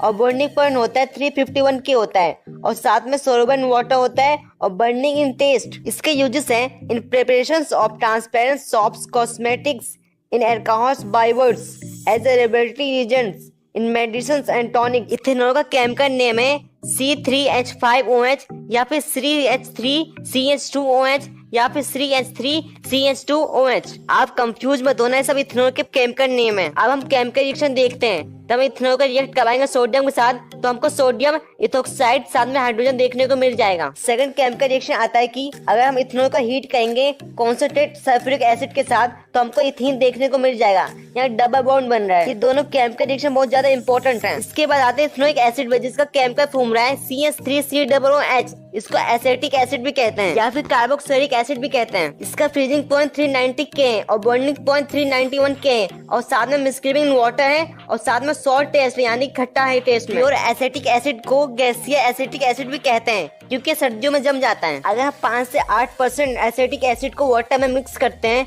तो ये विनेगर बन जाएगा। अब हम इसका रिएक्शन देखते हैं, जैसे कि CH3COOH प्लस CH3CH2OH है, मतलब कि इथेनोइक एसिड प्लस इथेनॉल। अगर हम दोनों का रिएक्शन करवाते हैं तो हमको ईस्टर देखने को मिल जाएगा। सेकंड केमिकल रिएक्शन आता है कि अगर इथेनोइक एसिड को रिएक्ट करवाएंगे सोडियम कार्बोनेट के साथ तो हमको सोडियम इथेनॉल साथ में कार्बन डाइऑक्साइड प्लस वाटर देखने को मिलेगा। थर्ड रिएक्शन आता है कि अगर इथेनोइक एसिड को रिएक्ट करवाएंगे सोडियम बाइकार्बोनेट के साथ, मतलब कि बेकिंग सोडा के साथ, तो हमको सोडियम इथेनॉल साथ में कार्बन डाइऑक्साइड प्लस वाटर देखने को मिलेगा। अब एस्टरिफिकेशन किसे कहते हैं? तब भी कार्बोक्सिलिक एसिड को रिएक्ट करवाएंगे अल्कोहल के साथ, presence of few drop of concentrated sulphuric acid, तब क्या होगा? स्वीट स्मेलिंग कंपाउंड फॉर्म होगा, इसी को ईस्टर कहते हैं। अब हमारा नेक्स्ट टॉपिक आता है सॉप्स एंड डिटर्जेंट्स। जानते हैं सॉप के बारे में। सॉप सोडियम पोटेशियम का नमक है जो कि कार्बोक्सिलिक एसिड के साथ लॉन्ग चेन फॉर्म करता है। इसका केमिकल फॉर्मूला है C15H31COOH या फिर C17H35COOH। सॉफ्ट इफेक्टिव होता है सॉफ्ट वाटर के साथ, ये केवल हार्ड वाटर के साथ इनइफेक्टिव होता है। डिटर्जेंट अमोनिया व सल्फ्यूरिक नमक का है जो कि हाइड्रोकार्बन के साथ लॉन्ग चेन फॉर्म करता है। ये इफेक्टिव होता है सॉफ्ट वाटर हार्ड वाटर दोनों के साथ। एक आयनिक पार्ट होता है जिसको हाइड्रोफिलिक कहते हैं और हाइड्रोकार्बन का लॉन्ग चेन होता है जिसको हाइड्रोफोबिक कहते हैं। ये क्या करते हैं? सॉल्ट मॉलिक्यूल्स को फॉर्म करते हैं। हाइड्रोफिलिक वाटर की तरफ अट्रैक्ट होता है जिसकी वजह से इसे वाटर रबर कहते हैं, और हाइड्रोफोबिक क्या होता है? वाटर से दूर भागता है। अब जानते हैं क्लीनिंग एक्शन ऑफ सॉप। जो डर्टी पार्टिकल्स होते हैं नेचर में ऑयली होते हैं, हाइड्रोफिलिक अटैच हो जाते हैं ये डर्टी पार्टिकल के साथ और अपने आप को अरेंज कर देते हैं मॉलिक्यूल्स में। इसी फॉर्मेशन को मिसर्स कहते हैं, जैसे कि आप इस पिक्चर में देख सकते हैं। हार्ड वाटर में क्या होता है? मैग्नीशियम कैल्शियम होते हैं, ये रिएक्ट करते हैं सोप के साथ और इनसॉल्युबल प्रोडक्ट फॉर्म करते हैं जिसको स्कम कहते हैं। इसी प्रॉब्लम को सॉल्व करने के लिए हम डिटर्जेंट्स का यूज करते हैं जो कि क्या करता है? कपड़े में से डर्टी। चैप्टर 6 जिसका नाम है राय प्रोसेस। इस वीडियो में हम चैप्टर पढ़ते हुए साथ में कुछ इम्पोर्टेंट क्वेश्चन भी करेंगे जो कि बहुत ज़्यादा ज़रूरी हैं, जिसके बहुत ज़्यादा चांस बनते हैं एग्जाम में आने के। और इस चैप्टर के हर टॉपिक से कैसे कैसे क्वेश्चन बनते हैं या कैसे क्वेश्चन बन सकते हैं ये भी डिस्कस करेंगे। तो विदाउट स्किप करे वीडियो पूरा देखिए। तो आइए बिना टाइम वेस्ट करे वीडियो स्टार्ट करते हैं। फर्स्ट टॉपिक है what are life process. Life process क्या है? और the process like respiration, digestion which together keep the living organisms alive and perform the job of body maintain are called life process. वह सभी process जैसे कि respiration, सांस लेना, digestion, खाने का पचना, ये सभी मिलकर किसी ऑर्गेनिजम्स को जिंदा रखने में मदद करती हैं और साथ में बॉडी को भी मेंटेन करती हैं। इसी प्रोसेस को राय प्रोसेस कहते हैं। राय प्रोसेस को 4 पार्ट में डिवाइड किया गया है जिसके बारे में हम इस चैप्टर में पढ़ेंगे। फर्स्ट है डाइजेशन, खाने का पचना। सेकंड है रेस्पिरेशन, सांस लेना। और थर्ड है सर्कुलेशन, जब ब्लड पूरी बॉडी में ट्रेवल करता है या फिर मूवमेंट करता है, इसी प्रोसेस को सर्कुलेशन कहते हैं। और फोर्थ है एक्सक्रीशन, तब बॉडी से वेस्ट मटेरियल रिमूव होता है, इसी प्रोसेस को एक्सक्रीशन कहते हैं। इस चैप्टर में हम इसी 4 प्रोसेस के बारे में पढ़ेंगे, लेकिन उससे पहले हमें कुछ बेसिक चीज़ें पता होना चाहिए। तो पहले हम जानते हैं न्यूट्रिशन। ये वे प्रोसेस होता है जिसमें ऑर्गेनिजम्स अपना फूड ऑब्टेन करते हैं और प्लांट्स और एनिमल्स में ये न्यूट्रिशन अलग अलग होते हैं। पहले जानते हैं nutrition in plant. First plant autotrophs. Plant autotrophs होते हैं। अब ऑटोट्रॉप्स का मतलब क्या है? ऑटोट्रॉप्स का मतलब वो होता है जो कि अपना खाना खुद बनाते हैं यूजिंग सनलाइट, कार्बन डाइऑक्साइड और वाटर का यूज करके। और second can make their own food, ये अपना खाना खुद बनाते हैं, ना कि दूसरे पे डिपेंड होते हैं। उसके बाद आता है nutrition in animal. First animal are heterotrophs. Animal क्या होते हैं? हेटरोट्रॉप्स होते हैं जो कि अपना खाना खुद नहीं बना सकते। सेकंड डिपेंड ऑन प्लांट्स और other animal for their food, ये खाने के लिए दूसरे एनिमल और प्लांट्स में डिपेंड होते हैं जैसे कि ह्यूमन। इसी टॉपिक में से बोर्ड एग्जाम में क्वेश्चन पूछा गया था, what is different between autotrophic and heterotrophic. Autotrophic और हेटरोट्रॉपिक में अंतर क्या है? ये 3 मार्क्स का क्वेश्चन था। पहले जानते हैं autotrophic. Kind of nutrition in which inorganic material like CO2, water act are utilised to prepare organisms food by the process of photosynthesis. For example green plant, ये वो प्रोसेस होता है जिसमें प्लांट CO2 और वाटर का use करते हैं अपना खाना बनाने में, या फिर आसान शब्दों में कहें कि जो अपना खाना खुद बनाते हैं ना कि दूसरे पे डिपेंड होते हैं, उसे ऑटोट्रॉप्स कहते हैं। और जो प्लांट CO2 वाटर का यूज करते हैं अपना खाना बनाने में, इस प्रोसेस को फोटोसिंथेसिस कहते हैं। ऑटोट्रॉपिक का बेस्ट एग्जांपल है ग्रीन प्लांट। अब आते हैं हेटरोट्रॉपिक किसे कहते हैं? Kind of nutrition in which organisms do not process the ability of scientist their own food, they depend on autotrophs for their food supply direct और indirect. वो organisms जो कि फोटोसिंथेसिस नहीं कर सकते, वो खाने के दूसरे पे डिपेंड होते हैं जैसे कि प्लांट एनिमल में डिपेंड होते हैं, इसी को हम हेटरोट्रॉप्स कहते हैं। इसका बेस्ट एग्जांपल है फंगी, एनिमल्स और ह्यूमन। ह्यूमन भी क्या करता है, ये प्लांट और एनिमल में डिपेंड होता है खाने के लिए, अपना ये खाना खुद नहीं बनाता। ऑटोट्रॉपिक न्यूट्रिशन किसे कहते हैं? The organisms which carry out autotrophic nutrition are called autotrophs. और ऑर्गेनिम्स जो कि कैरी आउट करते हैं ऑटोट्रॉपिक न्यूट्रिशन, इसी को ऑटोट्रॉप्स कहते हैं। जैसे कि ग्रीन प्लांट ऑटोट्रॉप्स यूज करते हैं सिंपल इनऑर्गेनिक मटेरियल, फिर इसको कन्वर्ट कर देते हैं कॉम्प्लेक्स हाई एनर्जी मॉलिक्यूल्स जैसे कि कार्बोहाइड्रेट। अब जानते हैं फोटोसिंथेसिस किसे कहते हैं। Autotrophic nutrition is process by which autotrophs stack in CO2 and H2O and convert these into carbohydrate. In this presence of chlorophyll, sunlight is called photosynthesis. ये autotrophic nutrition का वो प्रोसेस है जिसमें ऑटोट्रॉप्स रहते हैं CO2 और H2O, फिर इसको कन्वर्ट कर देते हैं कार्बोहाइड्रेट में, और ये क्या करते हैं, ये कन्वर्ट करते हैं क्लोरोफिल के मौजूदगी में। इसी प्रोसेस को फोटोसिंथेसिस कहते हैं। इसका इक्वेशन है CO2 प्लस H2O, मतलब carbon dioxide plus water, presence of sunlight और क्लोरोफिल, फिर से कन्वर्ट कर देंगे C6H12O6, मतलब glucose plus O2 oxygen plus H2O water. इसका इक्वेशन ऑफ फोटोसिंथेसिस क्या है, ये बहुत ज़्यादा इम्पोर्टेंट है। इसको 2023 में पूछा गया था बोर्ड के एग्जाम में, तो आप इसको थोड़ा सा ध्यान से पढ़िए और समझिए। Raw material of photosynthesis, first sunlight, second chlorophyll. ये क्या होता है? सनलाइट एब्जॉर्ब बाय क्लोरोफिल, जो प्लांट में सनलाइट एब्जॉर्ब होता है इसी की मदद से होता है। फिर आता है CO2, enter stomata and oxygen is release as by product through stomata only. ये क्या करता है, ये स्टोमाटा में इंटर होता है CO2, फिर उसके बाद ये रिलीज करता है O2। जैसे ह्यूमन कार्बन डाइऑक्साइड लेता है, ऑक्सीजन रिलीज करता है, सेम इसी तरह प्लांट ऑक्सीजन छोड़ता है और कार्बन डाइऑक्साइड को इनहेल करता है, लेता है। उसके बाद आता है water. Water plus dissolve material like nitrogen, phosphorus acts are taken by the root of soil. अब जो वाटर है वो क्या होता है, जो प्लांट के रूट होते हैं उसी से एब्जॉर्ब किया जाता है, और साथ में जो मिट्टी होती है उसमें कुछ नाइट्रोजन होता है। क्या करते हैं ये प्लांट, उस नाइट्रोजन का भी यूज करते हैं अपना खाना बनाने में। Main event of photosynthesis, first observation of light energy by chlorophyll, जो लाइट एनर्जी होती है वो एब्जॉर्ब होती है bye chlorophyll. Second conversion of light energy into chemical energy plus split of water into hydrogen oxygen, जो light energy होता है chemical energy में चेंज हो जाता है, फिर ये स्प्लिट हो जाता है वाटर और हाइड्रोजन साथ में ऑक्सीजन में। थर्ड रिडक्शन ऑफ CO2 इस कार्बोहाइड्रेट, फिर क्या करता है, कार्बोहाइड्रेट को रिडक्शन करता है। स्टोमाटा क्या होता है, ये होता है टाइन pure present on the surface of the leave. ये छोटे छोटे छेद होते हैं पत्ते में, जिसका काम क्या होता है, ये गैस को एक्सचेंज करता है। तो इसके पहले फंक्शन जानते हैं। A exchange of gas O2 CO2, exchange करता है O2 और CO2 को।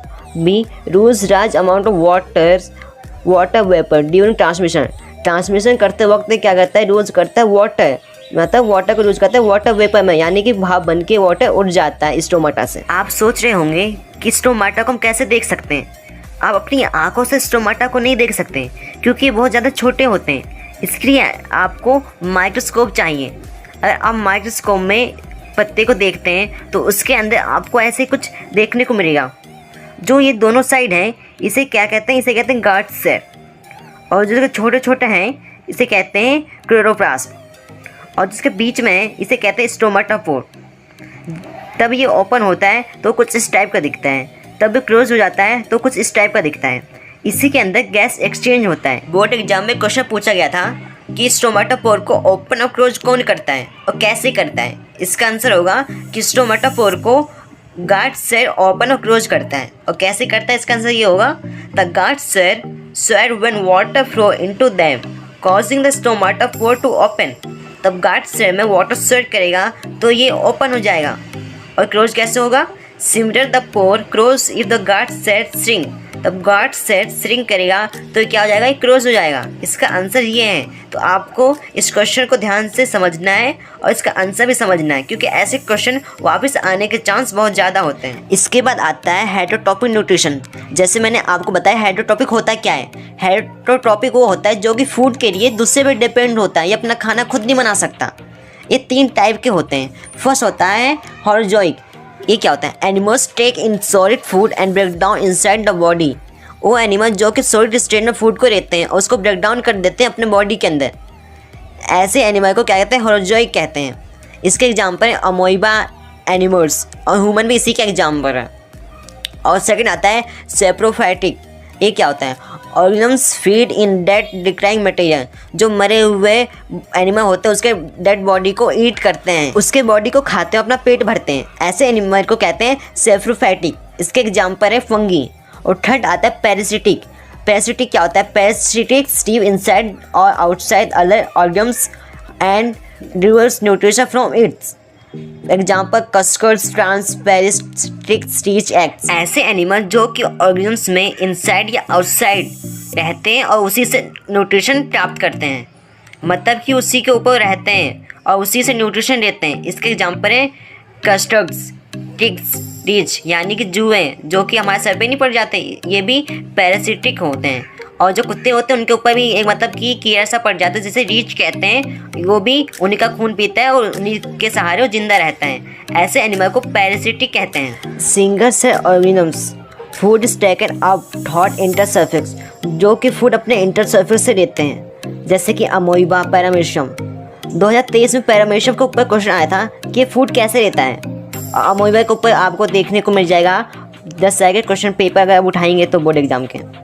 तो आइए जानते पहले अमोइबा कैसे फूड लेता है। आप जो ये फिगर में देख रहे हैं इसी को अमोइबा कहते हैं, और जो इसके बीच में इसको न्यूक्लियस कहते हैं। इसका एक टाइप का दिमाग होता है, जैसे कि आप देख सकते हैं इसके पास में एक फूड पार्टिकल रखा हुआ है। फिर वो अपने आप को कुछ इस टाइप में अरेंज कर लेगा कि उसको चारों तरफ घेरने की कोशिश करेगा। जो इसका ये फिंगर जैसा दिख रहा है इसको कहते हैं पैसोपोडिया। और बाद में क्या करेगा? फूड को कैप्चर कर लेगा। उसके बाद फूड उसके अंदर चला जाएगा, फिर फूड को वो डाइजेस्ट करना स्टार्ट कर देगा। उसके बाद क्या होगा? अनडाइजेस्ट फूड को क्या करेगा? और थ्रो आउट कर देगा और बाहर फेंक देगा। इसी तरह से अमोइबा अपना फूड लेता है। आप ऐसे समझ सकते हैं अमोइबा है, उसके बाद आएगा पैसोपोडिया, फिर उसके बाद आएगा एक्सटेंशन ऑफ सेल मेम्ब्रेन। उसके बाद क्या करेगा? फूड कैप्चर करेगा। उसके बाद टेकन इन फूड या फूड कैपोर्ट्स। उसके बाद आएगा digestion of food in food vacuoles. उसके बाद आएगा अनडाइजेशन फूड। उसके बाद आएगा move to surface of cell and in throw out.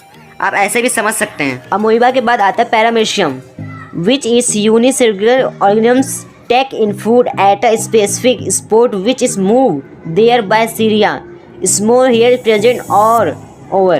Paramecium एक यूनिसेलुलर ऑर्गेनिजम्स है। ये एक स्पेसिफिक स्पॉट से फूड लेता है जो कि सीरिया की मदद से वहाँ से ले जाया जाता है। आप इस फिगर में पैरामीशियम को देख सकते हैं। पैरामीशियम कुछ इस टाइप का दिखता है। अब आता है स्टेप ऑफ न्यूट्रिशन हेटेरोट्रॉप्स। इसको 5 पार्ट में डिवाइड किया गया है। फर्स्ट है इंजेशन यानी इंटेक ऑफ फूड का लेना। फिर digestion, breakdown of complex material into simple ones, breakdown करता है मटेरियल को सिंपल वंस में। और थर्ड है observation, movement of digest food का मूवमेंट होना। फिर फोर्थ आता है एस्पिरेशन, ये क्या है? यूटिलाइजेशन ऑफ फूड का यूटिलाइजेशन होना। फिर फिफ्थ आता है एजेशन, ये क्या है? रिमूवल ऑफ वेस्ट प्रोडक्ट को रिमूव करना। अब आता है मोस्ट इम्पॉर्टेंट और interesting topic, nutrition in human beans में न्यूट्रिशन कैसे होता है आइए जानते हैं। माउथ से शुरू करते हैं। माउथ का काम क्या होता है? इंटेक ऑफ फूड का लेना होता है माउथ का काम। फिर आता है टीथ का काम क्या होता है? चीविंग, ग्रेडिंग ऑफ फूड को चबाना, ये होता है टीथ का काम। फिर टंग का काम क्या होता है? जीभ का। Roaring of food plus testing of food, swearing, pushing down of the food, ये क्या करता है? फूड को मिक्स करता है और साथ में टेस्ट करता है फूड को। और क्या करता है? फूड को मतलब कि जो निगलते हैं फूड, उसमें ये मदद करता है। उसके बाद आता है सैलिवरी ग्लैंड क्या होता है? ये होता है सेलेक्ट सैलिवा प्लस म्यूकस, मतलब कि एक स्टार्च छोड़ता है। जो आपका थूक होता है इसी को स्टार्च कहते हैं। एक स्टार्च रिलीज करता है सैलिवरी ग्लैंड, जो कि क्या होगा? एक शुगर टाइप का होता है, जो कि फूड को मतलब कि एक पानी जैसा बना देता है, जिसके मदद से हम फूड को आराम से निगल सकते हैं या फिर आराम से उसे खा सकते हैं। आपको पता ही होगा कि माउथ, टीथ, टंग, सैलिवरी ग्लैंड कहाँ होते हैं, लेकिन मैं आपको दिखा देता हूँ। ये आपका माउथ है और ये टीथ है, और आप जो ये देख रहे हैं इसे टंग कहते हैं, जीभ कहते हैं। और ये सैलिवरी ग्लैंड जो कि स्टार्च को छोड़ता है। आपने कभी नोटिस किया होगा कि तब आपके घर में आपका मनपसंद सब्जी बनता है या फिर चिकन बनता है या फिर पनीर बनता है तो आपके मुंह में पानी आ जाता है। तो क्या आपने कभी सोचा कि पानी आता कहाँ से? उसी पानी को स्टार्च कहते हैं। ये स्टार्च आता है सैलिवरी ग्लैंड से। सैलिवरी ग्लैंड रिलीज करता है स्टार्च क्या होता है? ये आपके फूड में मिक्स हो जाता है और आपके खाने को पचने में मदद करता है। अब आप इस फिगर को देखिए, ये है ओसोफेक्स। ओसोफेक्स का काम क्या है? ये आपके मुंह और पेट को ज्वाइन करता है। मतलब जब भी आप खाना खाते हैं तो खाना आपके ओसोफेक्स से होते हुए आपके पेट में जाता है। अब ऐसा नहीं है कि आपने खाना खाया तो सीधा आपके पेट में जाके गिरे, ऐसा नहीं है। वो एक मूवमेंट के साथ जाता है, जिस मूवमेंट को कहते हैं पेरिस्टेटिक मूवमेंट। ये पेरिस्टेटिक मूवमेंट कुछ इस टाइप का दिखता है। आप जब भी खाना खाते हैं तो ऑसोफेक्स से होते हुए जाता है आपके पेट में। ऑसोफेक्स का डेफिनेशन है taking food from mouth to stomach by peristaltic movement, मतलब फूड आपके माउथ से होते हुए आपके स्टोमच में जाता है बाय पेरिस्टेटिक मूवमेंट। इसके बाद आता है स्टोमच। स्टोमच में गैस्ट्राइल जूस प्रेजेंट होता है, जो कि 3 टाइप के होते हैं। फर्स्ट HCl, जिसको हाइड्रोक्लोरिक एसिड भी कहते हैं। ये बहुत ही ज़्यादा एसिडिक होता है। इसका pH क्या होता है, 1 होता है। अगर आपने इसका pH नहीं पढ़ा तो चैप्टर 2 मैंने बहुत अच्छी तरह से पढ़ा है, आप जाके पढ़ सकते हैं। मैं आपको डिस्क्रिप्शन में उसका लिंक दे दूंगा। इसका काम क्या होता है, मेक मीडियम एसिडिक। मीडियम को एसिडिक बना देते हैं, यानी जो फूड आप खाते हैं उसको एसिडिक बना देता है।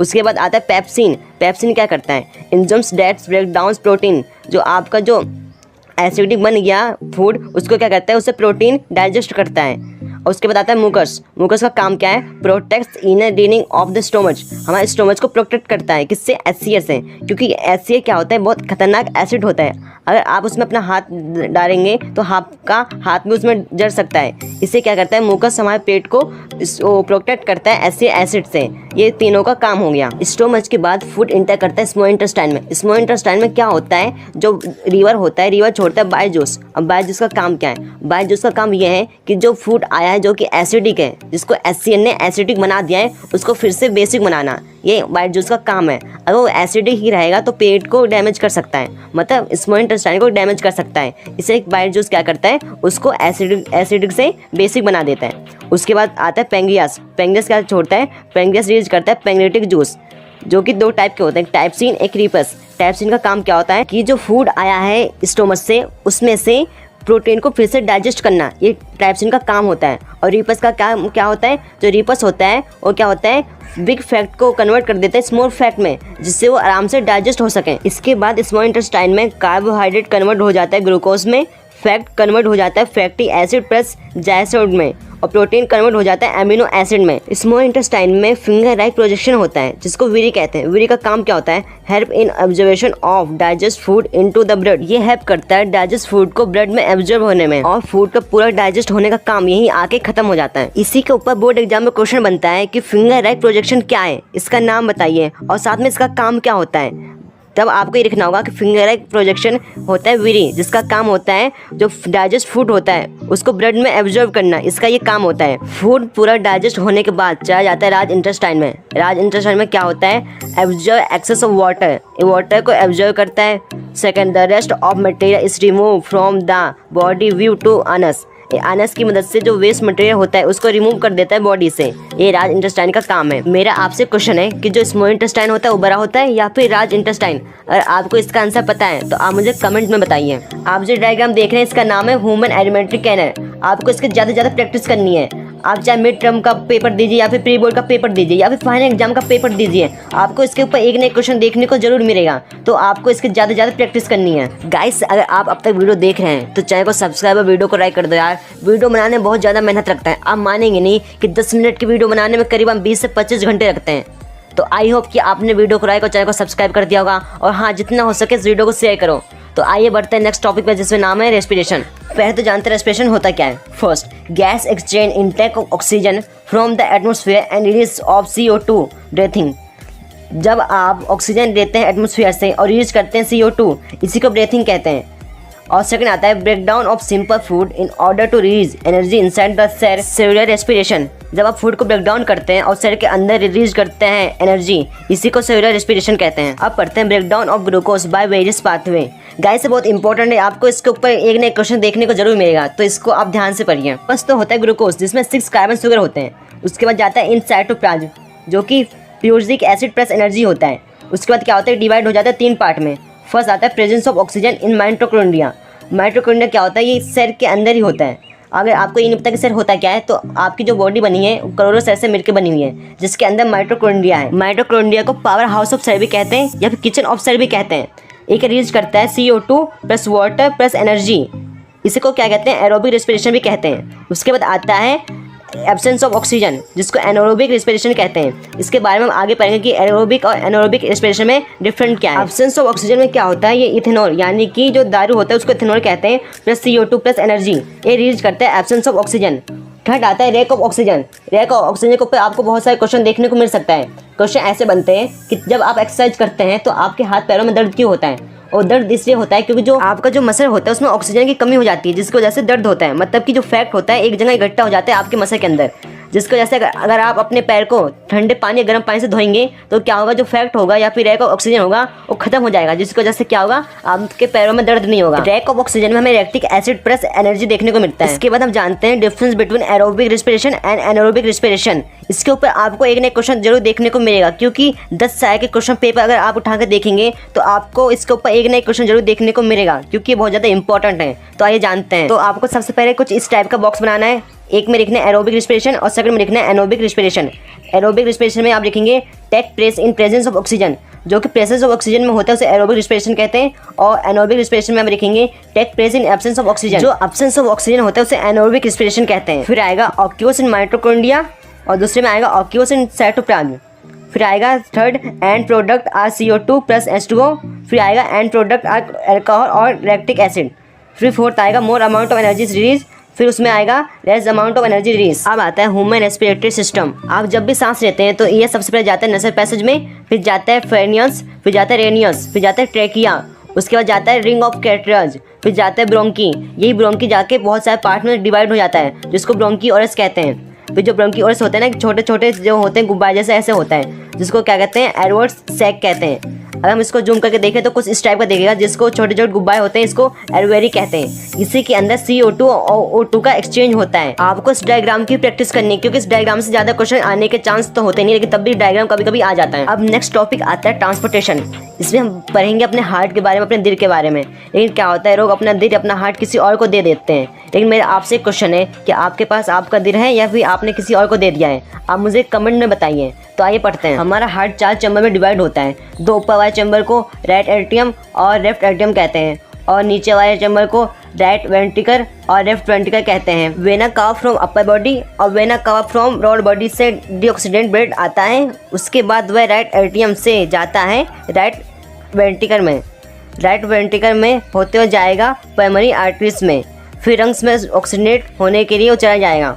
उसके बाद ब्लड ऑक्सीजनेट हो जाएगा, फिर आएगा प्राइमरी वेन्स में, उसके बाद जाएगा लेफ्ट आर्टरीज में, फिर जाएगा लेफ्ट वेंट्रिकल में, लेफ्ट वेंट्रिकल में जाएगा वॉल्ट के थ्रू जाएगा बाकी सभी बॉडी में। मतलब कि पहले डीऑक्सीडेंट ब्लड आएगा हार्ट में, फिर हार्ट से होते जाएगा लंग्स में, लंग्स में ऑक्सीडेंट होगा, फिर आएगा हार्ट में, हार्ट में फिर क्या होगा, वो हार्ट से पंप कर देगा और पूरी बॉडी में पहुंचा देगा ऑक्सीडेंट ब्लड। अगर ये पैटर्न बार बार रिपीट ना हो तो हम जिंदा नहीं रहेंगे, क्योंकि यही रिपीट होता है पैटर्न बार बार, जिसकी वजह से आज हम जिंदा हैं। अगर हमारा दिल धड़कना बंद कर देगा तो हम मर भी सकते हैं। वैसे कम चांस होता है कि हार्ट का डायग्राम बनाने को आए, लेकिन आपको इसके पार्ट्स का नाम याद होना चाहिए। हमें एक और डायग्राम समझना है जिसका नाम है blood circulation in human body.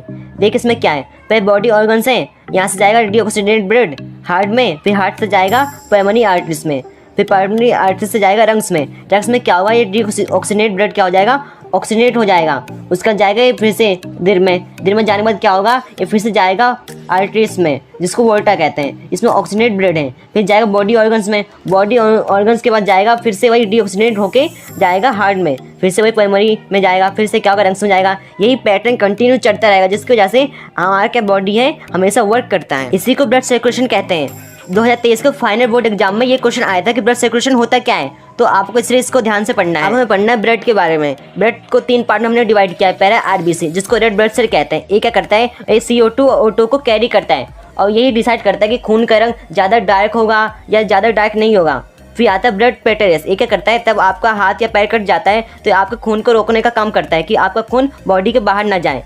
फिर आता है WBC, जिसको वाइट ब्लड सेल कहते हैं। इसका काम ये है कि जो खून में होते हैं जर्म्स बैक्टीरिया, ये उनको मारता है। इसके बाद नेक्स्ट टॉपिक आता है ट्रांसपोर्टेशन प्लांट। इसमें आपको जनरली बस 2 ही चीज़ पढ़ना है, पहले जायरम और फिर फेरम्स। फिर पढ़ते हैं जायरम्स। ये क्या है, carry water and minerals from the root to other parts of body. ये करते हैं, कैरी करता है वाटर और मिनरल्स फ्रॉम रूट्स, जड़ से और सभी पार्ट में पहुंचाता है प्लांट के। और सेकंड है नो एनर्जी यूज, मतलब कोई एनर्जी ये यूज नहीं करता। इसके बाद आता है phloem. First, carry product of photosynthesis from the leaf to the other parts of the plant. जो फोटोसिंथेसिस से प्रोडक्ट बनता है उसको जो प्लांट होता है उसके सभी पार्ट में पहुंचाता है। और सेकंड आता है energy is used from ATP, ये एटीपी एनर्जी यूज करता है। नेक्स्ट टॉपिक एक्सक्रीशन, मतलब जो हार्मफुल गैस होते हैं या फिर हार्मफुल मटेरियल होते हैं उसे रिमूव कैसे करती है बॉडी। तो आइए फर्स्ट पढ़ते हैं excretion in human beings. Human का एक्सेस सिस्टम कुछ इस टाइप का दिखता है। इसमें आपको 2 किडनी और साथ में 2 यूरेटर और साथ में 1 यूरिनरी ब्लैडर और 1 यूरेथर देखने को मिलेगा। किडनी का काम होता है अनप्योर ब्लड को फिल्टर करना, और जो ब्लड फिल्टर हो जाती है इसको वापस से क्या करती है बॉडी में भेज देती है। और जो यूरेटर होता है इस दोनों किडनी से कनेक्ट होता है। इसका काम क्या होता है, जो अनप्योर मटेरियल होता है किडनी का वो क्या करता है, इसी की मदद से यूरिनरी ब्लैडर में कनेक्ट होता है। यानी कि ये जो किडनी और यूरिनरी ब्लैडर को एक साथ जोड़ने का काम करती है। और उसके बाद क्या होता है, तो अनप्योर मटेरियल जो होता है यूरिनरी ब्लैडर में अगर पूरा फुल हो जाता है तो ये यूरेथर की मदद से क्या होता है बॉडी के बाहर चली जाती है। यूरेथर क्या है, मसल से बना है, इसलिए आप इसे कंट्रोल कर सकते हैं। आप इसको ओपन क्लोज कर सकते हैं। आप जब चाहे जब वेस्ट मटेरियल को अपने बॉडी से रिमूव कर सकते हैं। डायग्राम इंपॉर्टेंट है, आपको इसकी प्रैक्टिस करनी है और साथ में इसके नाम भी याद रखना है, क्योंकि एग्जाम में डायरेक्ट क्वेश्चन आते हैं इसके ऊपर। इसके बाद आता है function of nephron. Nephron kidney के अंदर ही होता है, जो कि क्या करता है, ब्लड को फिल्टर करने का काम करता है। तो आइए इसके बारे में जानते हैं। नेफ्रॉन का डायग्राम कुछ इस टाइप का होता है। आप इसमें देख सकते हैं कि आर्टरी इसमें कनेक्ट है बोमेस कैप्सूल से, और जो इसके अंदर छोटे छोटे से गोरस हैं इसको कहते हैं ग्लोमेरस। वह ब्लड बोमेस कैप्सूल में जाएगा, फिर उसके अंदर है ग्लोमेरस, वहाँ से होते हुए जाएगा ट्यूबर पार्ट ऑफ नेफ्रॉन। इसमें क्या होता है, जो इंपॉर्टेंट न्यूट्रिशन होते हैं जैसे कि ग्लूकोज, एमिनो एसिड, इसको फिर से रीअब्जॉर्ब कर दिया जाता है, क्योंकि इंपॉर्टेंट पार्ट होते हैं ब्लड के। और जो अनप्योर न्यूट्रिशन होते हैं उसको कलेक्ट कर दिया जाता है कलेक्टिंग डक्ट में। इसी तरह से क्या होता है, हमारा ब्लड अनप्योर से प्योर बन जाता है। ये फंक्शन कंटिन्यू होता रहता है। अगर ये फंक्शन रुक गया तो क्या होगा, अनप्योर ब्लड एक जगह इकट्ठा होने स्टार्ट हो जाएगा, जिसकी वजह से हमें बहुत सारी बीमारी फेस करना पड़ जाएगा। आपके बुक में नेफ्रॉन का फिगर कुछ इस टाइप का दिया हुआ है। अगर बाय चांस आपके एग्जाम में आ गया तो क्या आप ऐसे बना पाएंगे? बिल्कुल नहीं। इसलिए आपको नेफ्रॉन का फिगर कुछ इस टाइप का बनाना है, जैसे कि आप देख सकते हैं। ऐसा आसान भी है और मुश्किल भी नहीं पड़ेगा, लेकिन आपको नेफ्रॉन का हर पार्ट्स का नाम याद करना जरूरी है, क्योंकि एग्जाम में इससे क्वेश्चन बनते हैं। अब हमारा आखिरी टॉपिक आता है एक्सक्रीशन इन प्लांट। प्लांट अपना एक्सक्रीशन कैसे करते हैं, अपनी बॉडी से वेस्ट मटेरियल को कैसे रिमूव करते हैं, आइए जानते हैं। First, oxygen and carbon dioxide is diffused through stomata. Oxygen carbon dioxide का डिफ्यूज स्टोमाटा की मदद से करते हैं। Second, excess water is remove by transmission. Excess water को ट्रांसपीरेशन की मदद से रिमूव करते हैं। फिर आता है plant also secrete some waste substance into the soil around them. Plant अपने वेस्ट सब्सटेंस को मिट्टी में भी छोड़ देते हैं। तो इसी के साथ हमारी वीडियो खत्म होती है। तो गाइज प्लीज चैनल को सब्सक्राइब, वीडियो को लाइक कर दो यार, क्योंकि वीडियो बनाने में बहुत ज्यादा मेहनत लगता है और साथ में टाइम भी रखता है। तो आई होप आपने चैनल को सब्सक्राइब कर दिया होगा। और हाँ, आप मुझे कमेंट में ये बताइए कि आपको नेक्स्ट किस चैप्टर के ऊपर वीडियो चाहिए। तो मिलते हैं नेक्स्ट वीडियो में, तब तक